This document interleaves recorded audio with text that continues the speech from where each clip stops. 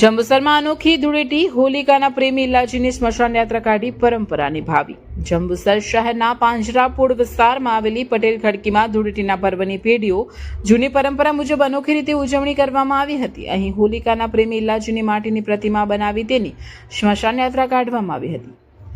હોળીના દિવસે તળાવની પવિત્ર માટીમાંથી ઇલાજીની પ્રતિમા તૈયાર કરીને તેને ધાણી ચણાનો ભોગ ધરાવવામાં આવે છે।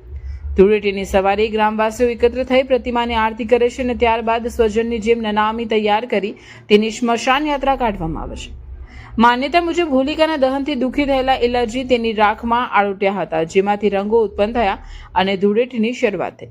આ અનોખી યાત્રામાં મોટી સંખ્યામાં સ્થાનિક યુવાનો અને મહિલાઓ જોડાઈને શ્રદ્ધાપૂર્વક ઇલાજીને વિદાય આપે છે। મારું નામ વિશાલ કુમાર રમેશભાઈ પટેલ છે। હું જંબુસર પટેલ ધર્મશાળા પાંજરાપોળ ખડકીમાં રહેવાસી છું। અમારી બાપદાદાની વર્ષો પુરાણી આ પરંપરા છે અને જે અવિરતપણે ચાલતી રહી છે અને જે અમે અમારા બાપદાદા, અમારા દાદા, અમારા પરદાદા, અમારા છોકરાઓ અમે આ જે પરંપરા જે ચાલુ રાખીએ છીએ અને આ છોકરાઓને પ્રોત્સાહન મળે અને આ પરંપરા અવિરતપણે અમારે આગળ પડતી ચાલતી રહે એના માટે પ્રોત્સાહન માટે અમે એક ઇલ્લાજીનું પૂતળું બનાવીએ છીએ।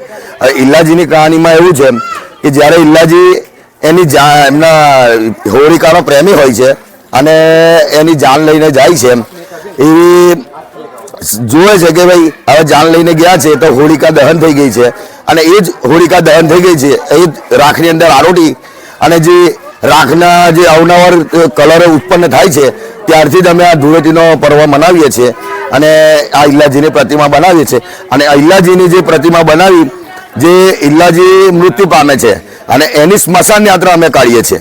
એ સ્મશાન યાત્રા કાઢી અને ત્યારબાદ એ સ્મશાન વિધિ પતે ત્યાર પછી અમે વાસ ખાઈએ છીએ, જમણવાર કરીએ છીએ અને ધૂળેટીનો પર્વ અમે ઉજવીએ છીએ।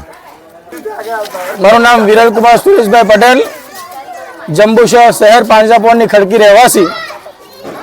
જંબુસર શહેર અને પાંજરાપોળ ખડકીની અંદર વર્ષોથી એક અવિરત ચાલતી પરંપરા જે આપણે સૌ અહીંયા ઉજવી રહ્યા છે ધૂળેટીના પાવન પર્વની અંદર। આની પાછળ વર્ષોથી એક દંતકથા એવી છે કે હોળિકા અને પ્રહલાદ એ કથા આપણે સૌ જાણીએ છીએ, પરંતુ ઇલ્લાજી અને હોળિકા વચ્ચેનો જે પ્રેમ હતો, જે અવિરત ચાલતો પ્રેમ હતો, એ પ્રેમની દંતકથા આપણે સૌ જાણતા નથી।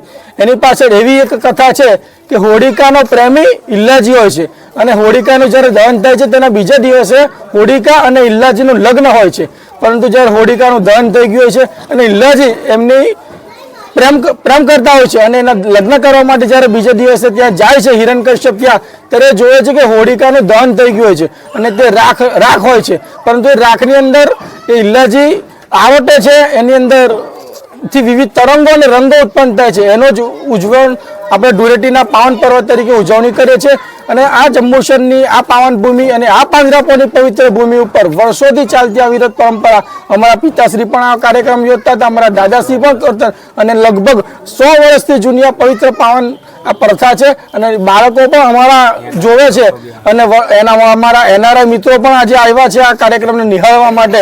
તો ખરેખર આ ઇલ્લાજીની સ્મશાન કાકામાં શહેરના મુખ્ય માર્ગો પરથી નીકળી અને છેક સ્મશાન વિધિ સુધીની એની અવિરત પરંપરા વર્ષોથી ચાલી છે અને ખૂબ સારા કાર્યક્રમ આ રીતે અમે દર વર્ષે કરીએ છીએ।